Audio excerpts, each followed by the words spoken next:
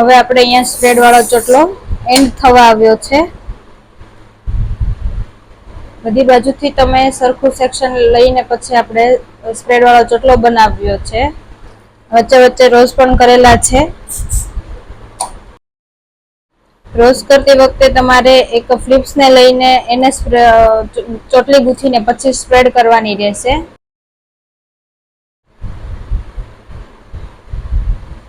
આ ચોટલો એકદમ ક્લાયન્ટના long hair અને ગ્રોથમાં હેર હોય તો જ એકદમ મસ્ત અને સરખો ફિનિશિંગ વાળો બેસશે.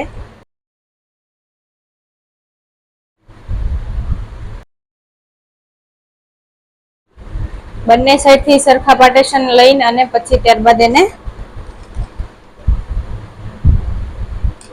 સ્પ્રેડ કરવાનું છે.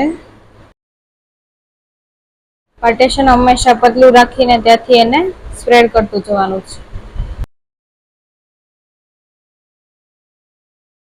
ત્યારબાદ આપણે જે ઉપરની ફ્લિપ્સ કાઢેલી છે તેને આપણે રોઝ બનાવવાનું છે. પહેલા શીખવ્યું હતું એ મુજબ જ આપણે ફ્લિપ્સને ગૂંથતી જવાની છે અને તેને સ્પ્રેડ કરતી જવાની છે. એક સાઈડ થી સ્પ્રેડ કરશો તો જ મસ્ત રીતે રોઝ દેખાશે. ચોટલીને ફ્લિપ્સને પૂરી રીતે આપણે ગૂંથી લઈને અને પછી તેને સ્પ્રેડ કરીને રાઉન્ડમાં વાળી દઈશું. ચોટલીને હવે આપણે રાઉન્ડ કરી દેવાની છે.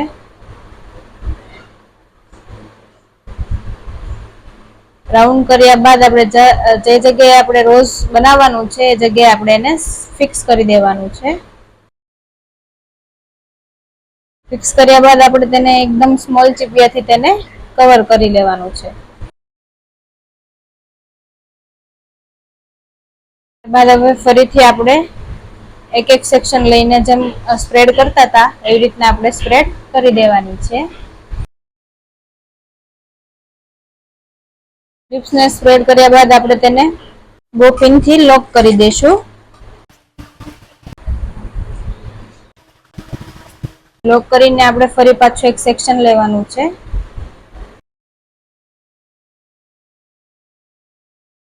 આપણે સરખી રીતે કોમ કર્યા બાદ આપણે તેને પણ સ્પ્રેડ કરીશું.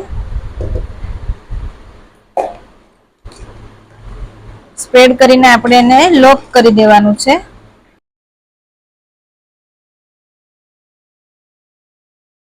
કર્યા બાદ આપણે જે સેક્શન નીચેથી છે તેમાંથી આપણે ફ્લિપ્સ રોઝ માટે કાઢી લેવાની છે. તેને અહીંયા ઉપર એક નાની ચીપિયાથી તેને લોક કરી દઈશું.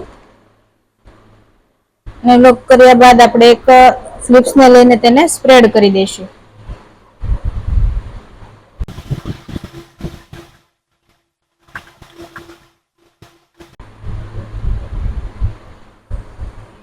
ફ્લિપ્સને સ્પ્રેડ કર્યા બાદ હવે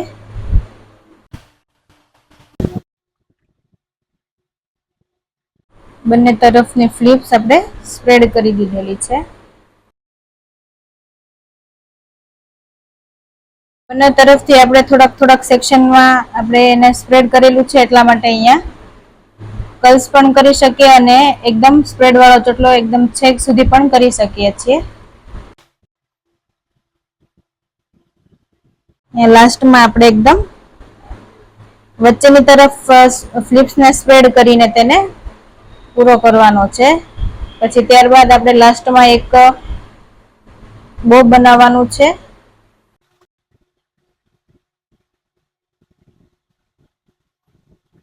પણ આપણે લાસ્ટમાં સરખી રીતે પિન કરીને ગોઠવી દેવાનું છે.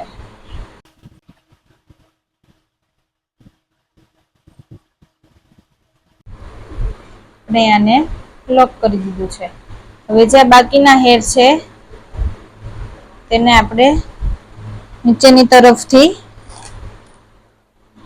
એક પાર્ટીશનમાં સ્પ્રેડ કરી દેવાના છે.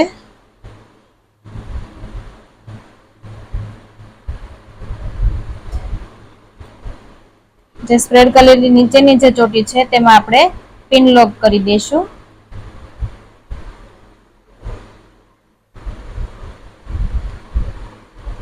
ત્યારબાદ જે આપણે વચ્ચે જે પાર્ટીશન રાખેલું છે તેને આપણે ટ્વિસ્ટ કરીને રોઝ બનાવી દઈશું.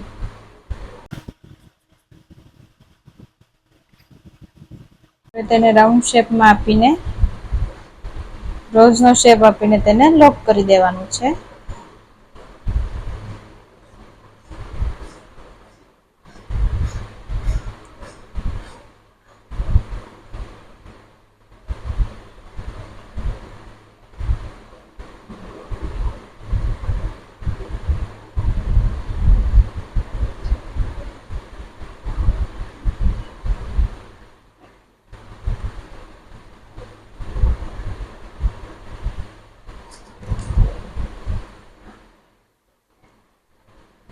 આપણે અહીંયા બધા પાર્ટીશનને લોક કરી દીધા છે.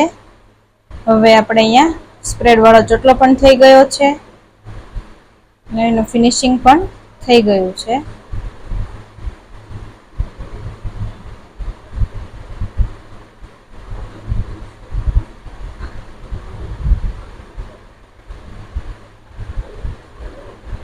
તમે જોઈ શકો છો અહીંયા આપણો સ્પ્રેડ વાળો ચોટલો પણ એકદમ સરખી રીતે બની ગયો છે.